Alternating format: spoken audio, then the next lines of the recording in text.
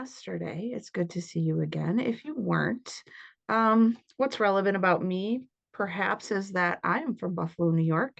I spend a lot of time teaching at the middle school and high school level. I teach undergrads and graduates at Daemen University, all the way in Buffalo, New York now. And I've been doing a lot of work with AI instructionally. I've been supporting a lot of teachers in the use of AI for the last 2 years through the Bureau of Education and Research. And for a short while, I was the executive director of distance ed at Daemen University. And during that time, I was responsible for working with attorneys and lots of other people to develop good policy. So my last session for today is going to focus on leadership specific interests. And so if you're in a position where you're trying to lead a team or a department or a school or a community around all of this work, and you have questions or things you'd like to talk about relevant to vision, position, policy, trying to reach agreements when there's tensions, that last session will be for you. I did drop my session slides into the chat, and I know that Rick did the same as well. And I'm going to start sharing my screen. While I'm doing that, if you could drop your name and what you teach and where you teach it into the chat, that would be really helpful. And I'll swing back momentarily and take a peek at that as well.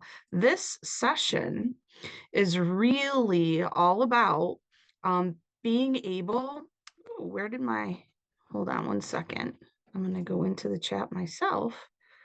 This session is really about being able to not just level up our prompting with AI chatbots, but to do it for a very specific purpose.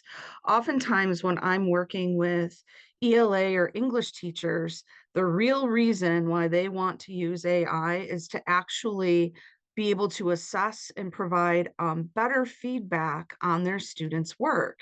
There are two different things that I'm giving you access to today. If you click on my slides, you're going to be able to get to the handbook that I'll be referencing very lightly in this session, but more so in session 4 today. And then I want to show you this. If you have the handbook, I also want to give you this Drive folder. And that's because the folder includes the handbook. It also includes all of the different documents that align to the handbook. And so when you're kind of traversing the handbook, you're going to find that it links out to a lot of different protocols and some really powerful tools, and you might want to adapt them. So I wanted you to have all of the Google Docs so that you can just make your own copies of these things and change them up and use them in whatever way is really useful to your students and most meaningful for all of you. So you'll find those two different resources on this second slide. And we're going to kind of dive into the heart of it all very rapidly. If you were in my sessions yesterday, then you know that my AI identity lies largely around two things. I'm constantly thinking about, in every context I use AI in, is it going to develop my natural intelligence and my students? Is it also going to improve agency for all? And I have to tell you, truly, while I was waiting to get into the room, I was literally on my phone with my department chair, talking about with her how awesome the last 48 hours of my life have been. This is the 5th summer that I'm teaching sociolinguistics. All of my students graduated from their high schools early. I have 18-year-olds, 19-year-olds, and they are all taking a 300 level sociolinguistics course. If you were with me yesterday, then you know that many of my students are newcomers to the country. They are Hasidic Jewish women, and many of them do not speak fluent English. One of our course outcomes for sociolinguistics, and I can't change it, is that they need to produce an APA 7 formatted research-based essay on the relationship between language and society, and they have to do research around that. What's really challenging for me is I have so many students, close to 100, and they're completing this course in 4 weeks. Feedback has been an absolutely essential part of this course. Ideally, I want them to have 4 cycles of feedback and the ability to improve their drafts 4 times in 4 weeks. I cannot tell you how this has absolutely decimated my summer in years past. Um, and even if you know me well, I've been completely absent on social media for the last month, and it's because I'm spending so much time supporting these students. AI has been a huge help in allowing me to provide my students very rapid, criteria specific, and action oriented feedback on the drafts of these essays. And I've been able to turn them around so rapidly that they have 5 additional days of writing time because they're not waiting on me to get the feedback back to them. I know that there are a lot of skeptics and people who worry that doing this sort of thing is actually going to cause people like me to lose my edge. And I can hear that because that was my worry as well. I felt guilty about doing this initially. I worried that, I was being lazy. But then I really went back to what I understand about best practice. And what we know about feedback is that timeliness matters. Students need to be receiving that feedback in process as rapidly as possible. It needs to be criteria specific, and it needs to be anchored to actionable steps that they can take to improve the work as quickly as possible. That sort of alleviated my initial concerns. The second concern that I really had was that I did not want to use AI tools that were compromising my students' data. The fact is that we can't use AI to provide feedback on student work without their consent and their parents' consent. And I also needed to do more investigation around which tools were really going to protect their data best. And so I sought my students' consent and I explained why I wanted to use AI. I assured them that I would still be reading their papers very carefully and that I would look at the feedback myself and I would adapt it if I felt that it was off. And I also told them that I would protect their data in as much as possible, and that if I were going to share anything, even with all of you today, I would ask their permission to do so. This notion of asking for consent is hugely important. And in fact, it connects to something else that's a huge concern of mine and maybe a different conversation for a different room. But the fact is that we also can't be putting the works of other authors or artists into AI tools to level them. I'm seeing that there are lots of popular practices being bandied about all over the interweb. And one very popular one with English teachers is it's fantastic to be able to take a chapter of a text that we're reading, pop it into AI, and have AI level it for readers with different needs. And that's great if it's in the open domain. But if it isn't, it's concerning because the author has not released their intellectual property or copyright or given us permission to submit their work to the machine. And the fact is that many of these bots do train on the data that is submitted to them. Something that's been very troubling for me this summer as an author is that Routledge did not reach out to all of us who published books with them over the last decade or so, or even longer than that. And they made a huge deal with an AI vendor to make our books available to them. And I'm not sure how that's going to impact things like our royalties, or if we're going to see any financial benefit from our work now being available inside of what is essentially the open domain. So I take it very seriously when I'm thinking about what I put into AI. And what I will tell you is that I feel comfortable um, doing this work for this purpose because I have my students' consent and they know what I'm doing with that particular bit of information. I think we're all, Rick, going to be guilty of using AI in ways that we really appreciate and that we are not understanding the unintended consequences of. All we can do is when we know better, we got to do better. That's all. I was also one of the people who was very excited about the notion of using AI to level text, using AI to get feedback on my students' work. And then it was when I was meeting with attorneys on my campus and when we were developing our policies that lots of conversation unfolded around intellectual property and the fact that students own their work, not teachers. And so we really need their consent. If you teach in a middle school or high school, it could make sense to make sure that you ask for that consent at the start of the year. Perhaps there's a letter that goes home or a discussion that you have at open house where you can contextualize things a little bit better. Perhaps you're not going to use it universally in your classroom or in a general way, but maybe if you're working with a student who really needs added support and rapid multiple cycles of feedback might be useful, what I'm about to share with you might become a bit of an intervention. One of the things that I shared in sessions yesterday was this matrix that kind of hangs in my head and sits in my heart when I'm thinking about whether or not what I'm about to do with AI is really a good thing. I think about the context. I want to use AI this week, and I am, to provide feedback to my students who are newcomers to the country, not necessarily comfortable with the English language and facing this monumental task. I want to be able to give them much more rapid feedback, and I want it to be abundant. What you need to know is each of my students receive between 6 to 10 paragraphs of really criteria specific actionable feedback. There is no way that I would have been able to give them that amount of feedback. Even if I had 4 weeks, I would not have been able to do that 4 times. And so I really believe that the example I'm sharing with you increases agency for my students, but I want to talk with you also about how it increased my natural intelligence. I will tell you that I'm currently using Claude as my preferred tool of choice, simply because I find that its ability to reason and analyze is a little bit sharper than other tools I've used.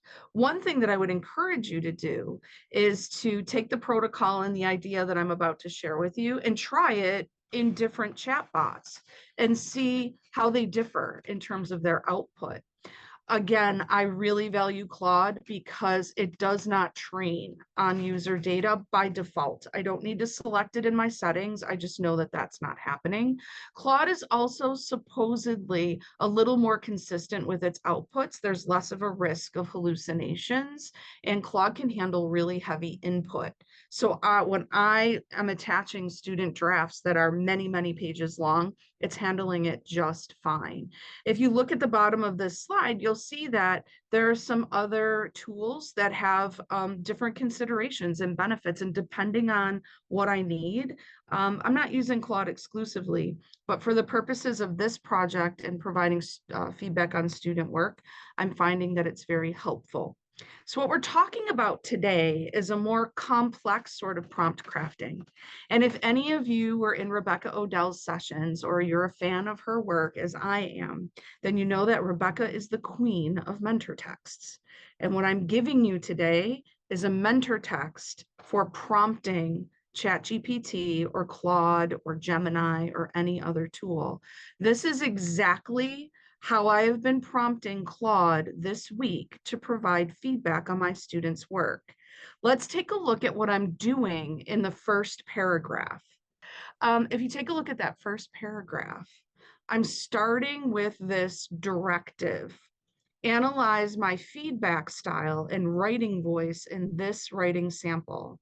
What I did was I went into a completely different class and I looked at my students' submitted work that I had already reviewed, and I found an example that was not too lengthy of feedback that sounds like me. I'm also teaching a technology, an equity course this summer. And so my students have had to learn a lot about UDL and accessibility, and they designed a presentation. And so this is the feedback that I left for one of my students. What a compelling topic, Kaylin. I'm glad you're digging into the AI landscape and doing it in a way that speaks to how these technologies might serve special educators and their students well. You focus on several high quality tools and offer general descriptions of their utility as well as general applications. You source your work well, referencing current and scholarly sources that are grounded in significant research studies. And if you go on, you're going to see that after I offer warm feedback, I use questions to push my students' thinking about cool. And I mention some very specific things that my student will need to do to revise their project and make it better. I'm asking Claude to analyze my voice and my feedback style first. If you look at the second paragraph, my request shifts a bit. Then use these criteria to provide feedback on my students' writing using my feedback style and voice. And if you look at elements A through E there, what you're going to notice is that is level 4 of my rubric. I'm not putting the whole rubric in. I could, and I've done that before. And here's what I've found. Your mileage may vary. When I put the whole rubric in, it's providing way too much feedback to my students. And what we also know about feedback is that dosage really matters. The amount of feedback that they get needs to be manageable for them. And so I like to just open a rubric, copy the third level or fourth level, and just use that level for feedback purposes, and then see what it gives me and see if I'm comfortable with it. The last piece of this prompt is this is my student's writing, colon. And I simply cut and paste the entire draft right into ChatGPT or right into Claude, and it uploads as an attachment. This is a huge prompt. And so you might be wondering, do I type that right in the box right from the get-go? I don't. If you click on the link here, I'm taking you to a Google Drive or a Google Doc. This is literally the doc I was using over and over and over again. I like to write my more complex prompts inside of a Google Doc first. That way, if I don't get the output that I want from Claude, I can come back into this doc and I can keep tinkering with the prompt until it gives me the sort of output that I'm satisfied with. The next thing that you should know is that this document is going to live inside the folder I maintain for this course, and it's going to be attached to this task. So next semester, when I go to do this again, I'll try to use this prompt again, and I'll probably keep making it better over time. This also gives me sort of a space to play in rather than typing right into the box directly. So this is the prompt that I shared with you. I wrote it here first, and then I just simply copied all of this. This is my student's draft, copy, and I go right into Claude. When it opens, I literally just paste it right here. And then what I'll do is I'll go into, and I have an example I can share with you, my student's account. I can go right to her document, which I have permission to share with you. I do edit, select all, copy, and then I go back over to Claude. I've already put my prompt in, and I'm just doing this. And you're going to notice that it attaches like a file, and I hit enter. And it'll start producing output. Over here, it's giving me the analysis of my feedback style and writing voice, and I'm skimming this. Is this accurate? Is this what I'm looking for? Is this how I want Claude to frame that feedback? And then next, it's already starting to produce this feedback. What a compelling exploration of bilingualism, Gatel. I'm impressed by blah, blah, blah, blah, blah. And I will go down here and copy it. I'll go back into Blackboard and I paste the feedback right into this box. Then I open her draft and I look at the feedback that AI produced, and I try to make sure that I'm satisfied, and I make adjustments to it if it's not as accurate or as meaningful as I want it to be. If you look at my document that I shared with you, and you go all the way to the second page, this is the feedback that I ended up giving her. And if you look at it, you're going to notice I feel pretty confident. This sounds a lot like me. It sounds human. It also is incredibly criteria specific. Your paragraphs on empathy and cultural understanding make good points. To strengthen these sections, you could provide specific examples or cite research studies that demonstrate these benefits. I'll tell you that I'm going one step further with this, and that I am linking this feedback to actual websites, tutorials, or even quick explainer videos or lessons that I've taught before, so that if Gatel needs to get back to a how-to, she can do that. This is the amount of feedback that was provided. And you'll see I've also linked her to another guidance resource here. At the end, I especially love this. These bullet points offer a quick summary of what you can do next to level up your work. That's the too long didn't read version of what's above.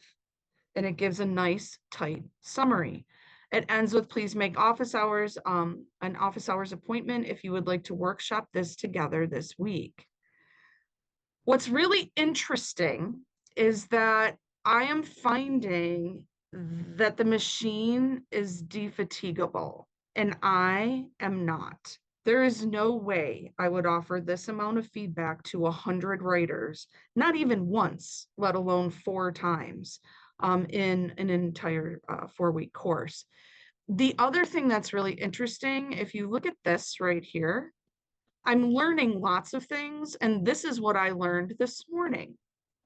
There's actually a name for that thing where students indent the second and third and subsequent lines in a reference set. It's called a hanging indent. I've written 7 books. I've done this over and over and over again myself. I had no clue what it was called, right?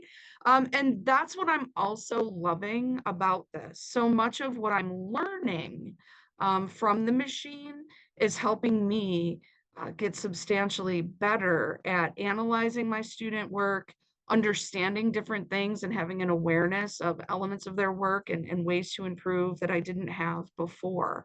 And that's, for all of these reasons, I'm finding this very valuable. What I really want to be able to do, because I just modeled a lot for you and threw a lot at you all at once, I'm going to put you into breakout rooms to process. When you get into that breakout room, we're going to stay in there for about 10 minutes. 3 things: what's resonating, what questions are coming up, and how might you adapt this for your own purposes. So what's resonating, what questions are coming up, how might you adapt this for your own purposes? I'm putting these questions into the chat. Hey, everybody, welcome back.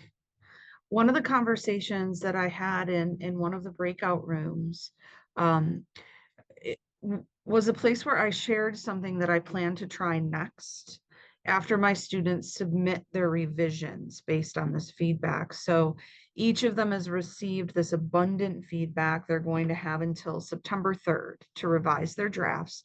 And now I have a ton of additional time to meet with them one-on-one if they're interested in that.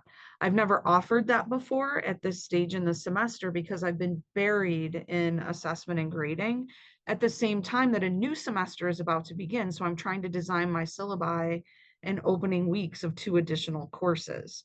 And so usually I have limited office hours. And this next week, I'm offering up 5 office hours a day, Monday through Friday Thursday of next week. And it's exciting to have been able to use AI to make the feedback process more efficient. But something we talked about yesterday was I really don't feel that it's improving agency for all if it makes my process more efficient and I'm not then leveling up my offer to my students, taking that time and that value added and turning it into something that can benefit my students even more. So because I'm using AI in this way, it has freed up time for me to be able to offer more office hours to my students. It's also showing me some things, and the feedback that's being received, or the output that's being generated is teaching me things that I want to now go chase and learn more about. It's also giving me time to go find these how-to or tutorial videos. One of the things that I rely on heavily for writer's craft, and I don't know if you were in Rebecca's session and she mentioned it, but Rebecca's YouTube channel is called Mini Moves for Writers. It is full of these 3 to 4 minute videos that are these micro moves that can level up composition. And I will tell you that I hyperlink them to my rubrics all the time, and I hyperlink them to my feedback for some of my students too. Using AI to generate student feedback is giving me the opportunity, it's giving me time to go chase down resources like that I wouldn't have otherwise. So understanding that AI is making my work more efficient is exciting, but I really believe part of using it ethically means that I'm using that time that I got back to level up my practice and to be of even better service to my students. So I'm stretching into new ideas and new questions to chase and new practices, which is exciting. One of the things I plan to do is when my students submit their next revision, I'm going to go back to AI and I'm going to create a prompt that basically states, this was the feedback that you provided to my student on this initial manuscript. Please analyze the revision and talk with me about the changes that the student made and the feedback that you would offer now. And I'm interested to see how it handles that really sort of complex analytical prompt. Thoughts or questions? I had asked you to chat a little bit about what resonates. So I hope that some of you will be brave enough to unmute and have this conversation with me. What's resonating in all of the ideas and reflections that I'm sharing with you? What's connecting?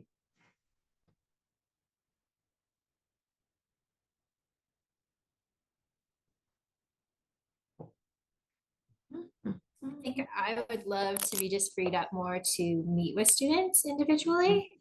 So to give that feedback faster, and then actually be able to talk about it with them and help them get better. So I can imagine, and there was a conversation earlier today, is it, if you're giving them 8 to 10 paragraphs, is it too much?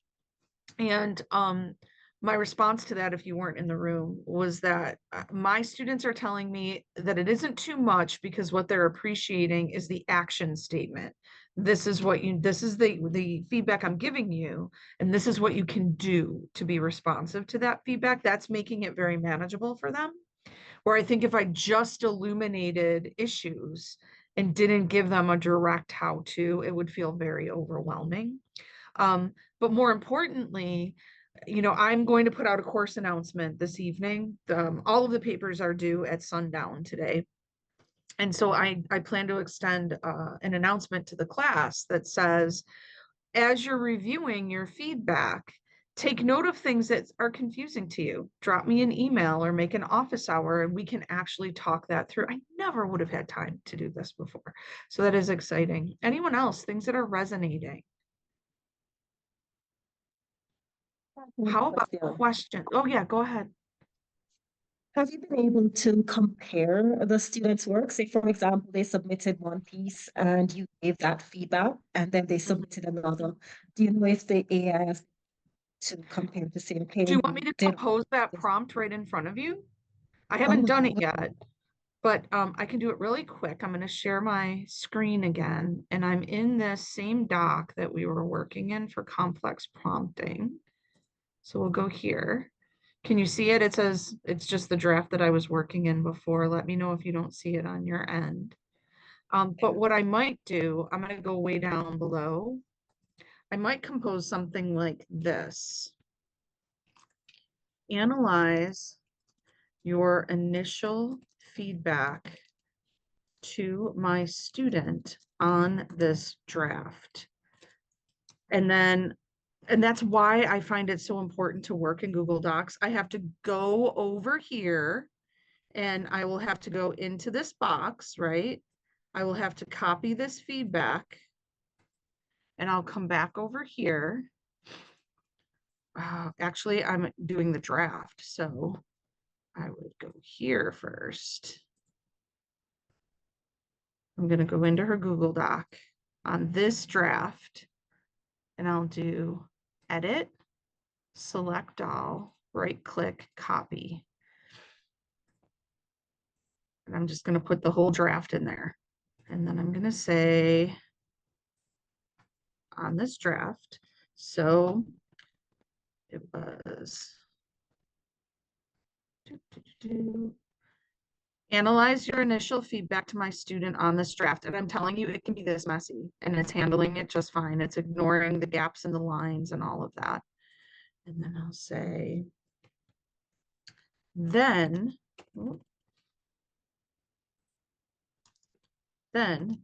compare that initial draft to the revised draft produced by my student in response to your feedback. Explain the revisions made. I think that's how I'm going to do it. And I won't know how this prompt works until I try. But what I find is that when I'm using a Google Doc to draft my more complex prompts, it's easier to play with them. I'm going to like back this up and make it a little neater. But once I'm comfortable with this, I will truly just go like this. I'll scroll all the way down. I'll right click on it and copy. I'll go in here, paste. And then I'll just hit enter. It's going to tell me that it can't do it because it doesn't have the comparison draft yet. But it's analyzing the initial feedback that it offered.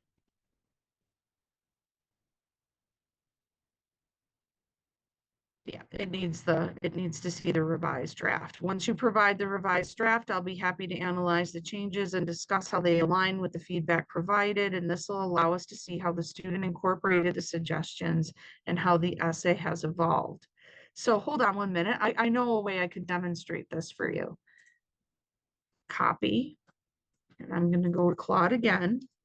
I'm going to take her original draft just so that I can demonstrate this for you. Rewrite this using a different style and voice. Improve coherence and facts. I'm just doing something quick, but I'm going to put her draft in here and it's going to give me a different draft that we can use for comparison purposes.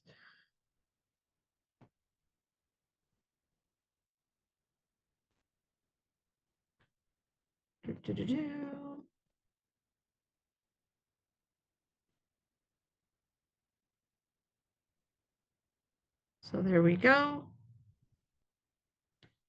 I'm going to copy that. I'm going to go back over here. It's saying, you know, I can't really do the comparison because I don't have another essay revision to compare it to. We're going to pretend that that's a revision. And let's see what it does.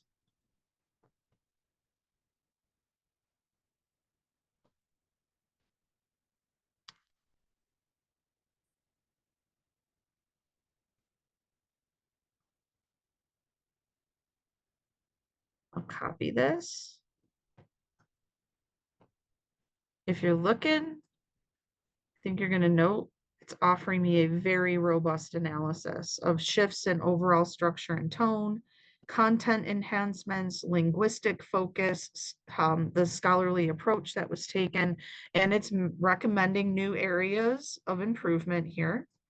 And it's giving me an overall. I love these statements because I do tend to get a lot of output. Using AI in this way, I know that there's a lot of concern about things like hallucinations or inaccuracies, but honestly, if I'm taking care to actually review my students' work and look at what AI is suggesting, that really isn't a factor in this sort of protocol or approach. What I'm doing is copying this for all of you, and I will put that output example at the bottom of the Google Doc that we've been playing with all along. What are you noticing, or what questions are coming up that you want to talk about a little bit more in response to that move that I just made, which is sort of interesting and not at all planned, but pretty cool. Anything? So we have 15 minutes, and here's what I'm going to put you on the spot and ask you to do.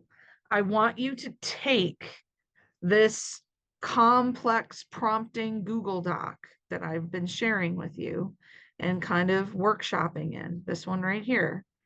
If you scroll up to the top, I started our meeting by saying, this is a mentor text. This is an example that you can replicate. I want you to file, make a copy if you wish, or open up Word, or even, write by hand if you'd like. If you make a copy though, it'll become your own, and you can write over my text. You can start here and leave this the same as it is, but go into your own feedback or generate some that could serve as a sample for an AI bot to analyze for you. Find a rubric and see if you can pop in the criteria here. And if you have a sample of student writing, you can experiment with that. If not, I'm hopeful that by the time you leave this session today, you have a complex prompt that you're ready to take into this new year. What I'm going to do is give you about 5 minutes to play. And as you do, unmute and ask questions. But I will ask you if you're willing to share out your link to your Google Doc so that friends in the room can see what you came up with and maybe riff off of it themselves after our session today is over. So take about 5 minutes, see if you can use my example to begin crafting your own complex prompt, and then we'll see if we have enough content to share before we leave today. We're going to stay right in this room. And I'm hopeful that as you're all playing, some of you will share reflections. If it's a knotty process and you want to ask a question and you want me to help a little bit, or someone else, unmute and ask, or just drop a note into the chat. I'm going to hop in the chat and see if people had questions there. Yeah, Jane. Exactly. This is why I'm saying so little about AI in my social circles online with other educators, because there are people I deeply respect who are very, very concerned. And I agree with their concerns, because the way they're viewing AI is not at all like this. And to try to, explain this, what I'm doing with it on Twitter or something like that, is just, it's not going to work. And so I'm saying very little, but I'm finding if I'm making good choices and ethical choices, it's helping me be a better teacher. It truly is.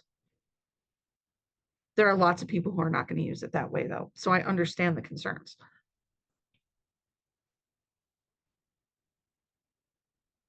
So before we leave, I really want to address Cheryl's concern that she dropped into the chat, and it was how I intended to close today as well. If you're watching how easy it is for me to get student feedback that is this specific, and you're also looking at how easy it was for me to generate an entirely different draft that was responsive to AI feedback, then you have to be thinking about how easy it is for students to use and access AI to just have it do the writing for them. And it is. It's also possible that students can submit their own writing samples and ask AI to analyze their feed or their writing style and their voice, so that it's going to be very difficult in the future to be able to detect whether or not students are doing authentic work. The only way that I ensure that is to make sure that I'm not assigning writing, that I'm teaching it. And that means that when my students have essays to write or short stories or they're composing arguments, I need to teach each lesson bit by bit. So we start with the introduction or the hook, and I teach them a micro move for using small body movement to bring a character to life at the beginning of their story. And before they leave my class, they generate by hand the beginning of their story, where they use small body movement to bring a character to life. And it may only be a sentence or two. Tomorrow, when they come in, I might teach them how to write dialogue and how they're going to drop dialogue into the beginning of their story. And they stretch it from 2 sentences to maybe 4 or 5. And they do it by hand in front of me. And the unit unfolds in such a way that I am teaching a 3 to 5 minute lesson and they are in front of me trying that craft move that I've taught. So that essentially the entire draft has been written bit by bit in front of me, and I've been able to offer over the shoulder feedback. This is the spirit and the intention of the writing workshop approach. And so if most of the writing has been happening in front of me in class, it's very likely that students are going to be very prepared to produce a draft at the end that is really their own work. And if they don't, it's going to be more likely that I'm able to identify that. In the absence of teaching writing, if we just continue in some cases to assign it, there is going to be very little way to detect whether or not students are using AI. And it will, honestly, I mean, the bigger questions, which we don't have room for today, are really this: what does it mean to write in the age of AI? Someone could say that I was cheating because AI produced all of that feedback on my students' work. Someone could say that I was lazy. Someone could say that I'm not going to be a good teacher because this isn't sharpening my saw. Except looking at the output is helping me see my students work in a way that I wouldn't have otherwise. And it's very complicated, all of it. So I hope that all of you will stay in touch as you're testing some of these ideas in your own classroom. Don't hesitate to reach out to me. I'm very approachable by email. Sometimes I'm slow to reply if I'm buried in work. But I'd love to talk with you more for sure. And I'd love to know how things are going in your own classroom. Glad to talk shop. And I will see some of you hopefully in the last session, about 15 minutes.